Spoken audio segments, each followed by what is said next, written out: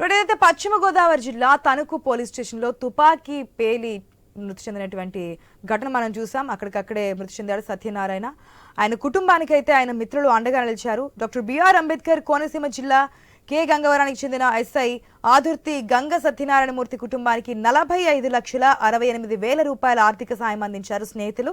సత్యనారాయణమూర్తికి భార్య విజయలక్ష్మి, 3 ఏళ్ల కూతురు హేమాన్షి, 16 నెలల మరో కూతురు చందన ఉన్నారు.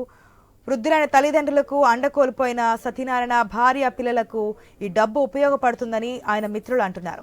ఈ నేపథ్యంలో ఆయన కుటుంబానికి సత్యనారాయణమూర్తి బ్యాచ్ పోలీసులంతా కలిసి ఆర్థిక సాయం అందజేశారు.